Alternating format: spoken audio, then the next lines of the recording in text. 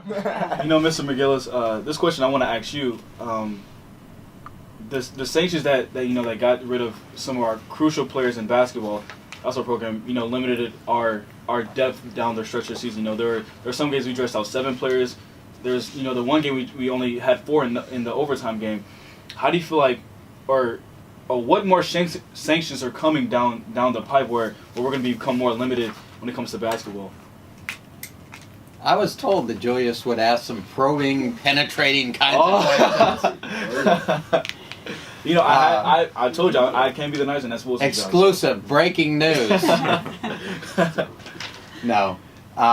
You know what? We've still got probably another several weeks, Julius, of fact-finding, working in collaboration with the NCAA. And so it's too early to tell. We made the decisions we made in January to withhold our basketball team from the postseason this year and to declare 2 players ineligible based on the information we had available to us at that time. And, but this, again, we've got several weeks to go just in the fact-finding piece. Once that's done, then we go through an administrative process with the NCAA. And so I don't know yet where it's going to end up, but I do know this. We'll emerge on the other side, and we'll have a strong basketball program, a winning basketball program, and a program of integrity. And so I have no doubt about it. You don't like to deal with these kinds of situations, but you face them head on, and you do. And again, we'll emerge stronger. Any thoughts on looking back about 3, 4, 5 years ago, you had U of H, ECU, North Texas. The teams you have now, but Conference USA looks so much different than it did 3, 4, 5 years ago. Before you were hired, how do you feel? Do you feel like Conference USA can become that powerhouse again, or do you feel like conference transition to another conference such as the SEC, which is I would imagine it's a long shot, but going to the American Athletic Conference, do you think that we should transfer to another conference, or can we stay where we're at and build the Conference USA back up? Well, I think Conference USA is our home. I think the league has a branding problem because it's such a young league in terms of the current members of the league. And people don't yet identify with the UT San Antonios and the FIUs and FAUs and Charlottes because they're young programs, they're emerging programs, and we don't have rivalries with them, so it's new. But it's an excellent league.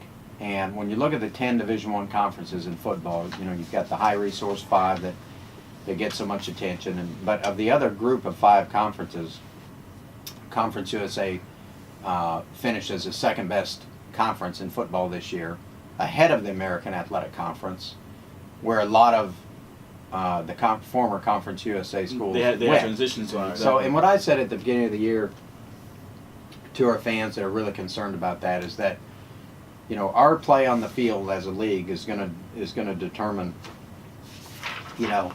how we're perceived nationally and the results that flow from that in terms of TV revenue, postseason opportunities, and that. But our league had any of the 10 conferences in the bowl games at 4-1. Exactly. Yes, I saw and that was the second time in the last 3 years Conference USA has had the best bowl record.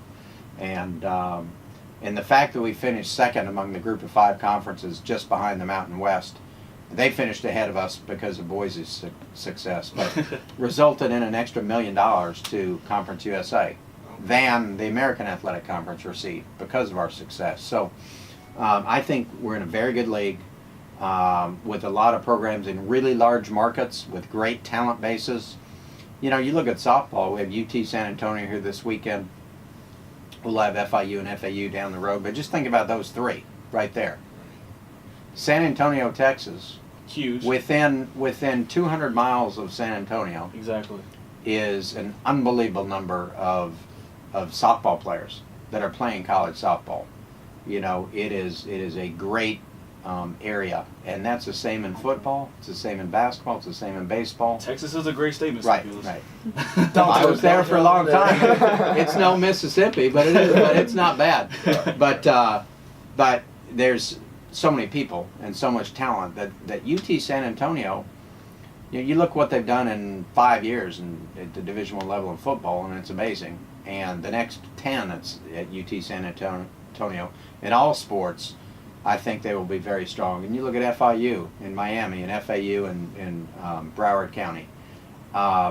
There's just so many athletes there that it doesn't matter the sport. They're going to be good, but they're young, so it takes time. And I think as schools have more national success, had Marshall not stubbed their toe that last game and finished the regular season undefeated, they would have had a chance to play on New Year's Day. And so I think our league is a very good league, and I think the brand will improve as time goes on. Okay, so Coach Ho, this question is for you. Talk a little bit about. Hold on, Wilson. Are you scared of Mr. McGillis? Oh no, I'm not scared of Mr. McGillis, but I know you asking him all the intriguing questions, so I'm trying to give him a break before you ask him another intriguing question. He's just going to ask his guest a question. So my question is, how influential is Shelby to the team? I mean, I know she's the only senior. Like, talk about her level of play, like her personality. What does she bring to the team as the only senior? Shelby's just a ball of energy. She's one of those players that she's not just about Shelby. She's about the entire team. And so it doesn't have to be pitching. If someone needs some feedback defensively, offensively, she's willing to help us out there. I don't know if you guys have noticed, but there's been two one-run games that we've won lately. We've won because she has been willing to go in and be a base runner for us when she's not in that circle. So she actually scored the winning run, the comeback to win the game against Detroit the other day, and then the same thing in the extra inning game this past weekend. She was able to go in. So she's just it's not just pitching. She's just one of those players that every coach wants on their team. Okay. You guys aren't really talking about much. Do you have any questions for Mr. McGillis? Look, I tell you what, I am learning so much from the questions that you. All right, Julius, why don't you ask me about her contract? Whether I'm thinking about an extension already or not, I mean. Julius. I guess I could just ask you another question. I guess the football team and the renovations that you're planning for Regan Coliseum. Are there any other plans for the Rock or in Robert Stadium? For its formal name, or is it just really focusing on Regan Coliseum?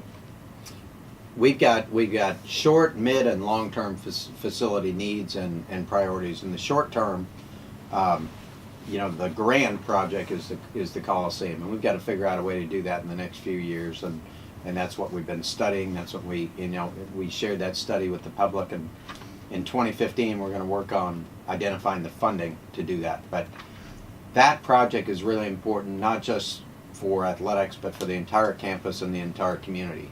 That's why it needs to be done. We would survive in the Coliseum playing basketball, but we need a venue on our campus and in the Pine Belt that's a first-class venue to get concerts, to have an improved graduation experience. Students do love concerts. Yes. They do. To have convocations and a lot of different things. So that's very, very important. But in the short term, the next project, and we'll announce this soon, is a renovation of our academic support center, which is actually, Julius, inside the Rock, underneath the stands on the west side, is where we have our academic support center for student athletes, and it's a very important space. It's dilapidated, and we need to turn it into a space that's functional for our student athletes. And our staff that's in there. So that's going to be coming in 2015 and 16. And then we've got improvements that we want to make at baseball and softball. We'd like to do new scoreboards, video boards, and outfield walls at those facilities. Longer term, we'd like to build a clubhouse at the track and soccer complex for those athletes. That's really a missing piece. And then we've got a first-class tennis venue, but there's no clubhouse out there. There's no locker room. You've got a trailer, and a porta potty out there, and it doesn't really go with the $2 million, $2 million worth of tennis courts that we have out there that are really, really nice. So that's important to us. And then we've really got to look at the long term of the football stadium, and making sure we have the right infrastructure, so that we can play in there for decades to come. But it's a great stadium. We replaced the turf 2 years ago. We replaced the video board 2 years ago. The south end zone with the suites and and the club is, as nice as anywhere in the Southeastern Conference. And so it's a great venue, but we're always looking to improve our facilities and to identify the resources to do it.